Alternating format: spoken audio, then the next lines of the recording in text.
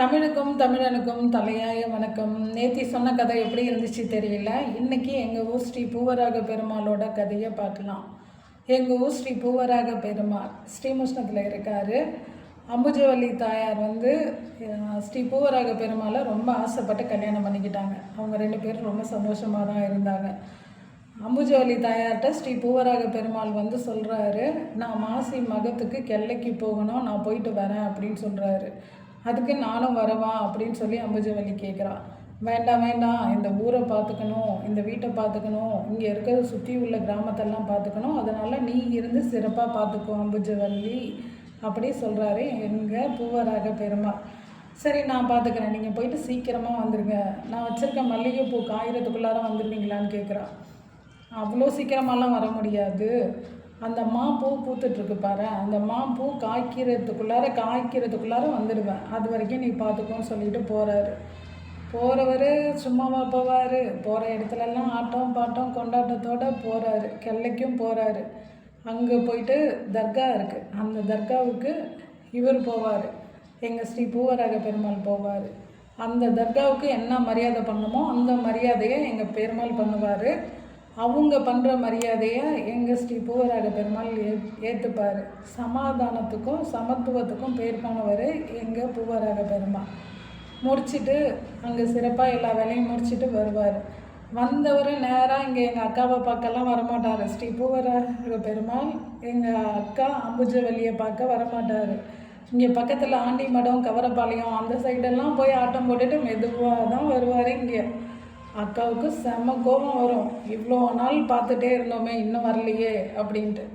என்ன பண்ணுவா, வந்துட்டாருன்னு தெரியும், தன்னை நல்லா அலங்காரம் பண்ணிவிட்டு கதவு திறக்காமல் வீட்டு உள்ளாரே உட்காந்துருப்பாள், அந்த கோவில் உள்ளாரே உட்காந்துருப்பாள். வருவார், பூவராகர் வருவார், வந்து கெஞ்சிவார், கொஞ்சிவார், மிஞ்சிவார், கதவு திறக்கவே மாட்டார். அவர் உடனே ஆண்மகனாச்சே கோச்சிட்டு கொஞ்சம் தூரம் போயிடுவார். ஐயோ கோச்சிட்டு போகிறாரே, என்ன தான் தப்பு செஞ்சாலும் நம்மளோட கணவன் தானே அப்படின்னு நினச்சிட்டு வந்து கதவை திறந்து வாங்க அப்படின்னு சொல்லி கூப்பிடுவான். உடனே எங்கள் மாமாவுக்கு கோவம் வந்துடும்.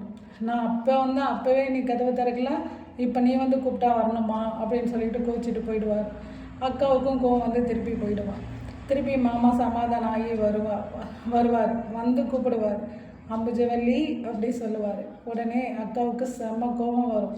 அந்த கோபத்தில் சொல்லுவான், நீ தலையாய தலைவனாக இருந்தாலும் நீ செய்தது குற்றமே, அந்த குற்றத்துக்கு உன்னை என்ன பண்ணலாம் அப்படின்னு சொல்லி கேட்பான். நீ என்ன பண்ணாலும் நான் ஏற்றுக்கிறேன் அப்படின்னு சொல்லி எங்கள் மாமா பூவராக பெருமாள் அம்புஜவல்லி அக்காட்ட சொல்லுவார். உடனே அக்கா என்ன பண்ணுவா, தென்னை தொடப்பத்தாலையும் தென்னை மட்டையாலையும் எங்கள் மாமாவை அடிப்பா. அடினா செம்ம அடி, பிச்சு எடுத்துருவா எல்லாரும் முன்னாடியும். எங்கள் மாமா எவ்வளோ பெரிய போரில் எத்தனை பேரை செதறடித்தவர், எங்கள் அக்காக்கிட்ட அடி வாங்கிட்டு பொறுமையாக இருப்பார். என்னதான் இருந்தாலும் அடங்கி போகிறதும் ஒரு விதத்தில் குடும்பத்துக்காக அடங்கி போகிறதுலேயும் ஒரு அற்புதம் இருக்குது தானே, அதை எங்கள் மாமா ஏற்றுக்கிட்டார். அதுக்கப்புறம் உள்ளார போவாங்க, போயிட்டு சந்தோஷமாக இருப்பாங்க. இன்றைக்கும் எங்கள் ஊரில் தேர் முடிஞ்ச அடுத்த நாள் மட்டை அடின்னு சொல்லியே ஒரு திருவிழா நடக்கும். இந்த கதை எப்படி இருக்குது? நானும் எங்கள் மாமாவை அடிக்கலான்னு தான் பார்க்குறேன், சான்ஸே கிடைக்க மாட்டேங்குது. அப்படிலாம் போகிற ஆளே கிடையாது, எங்கேயுமே போக மாட்டேங்கிறாரு. போயிட்டு தான் பார்க்கலான்னு பார்த்தா முடிய மாட்டேங்குது.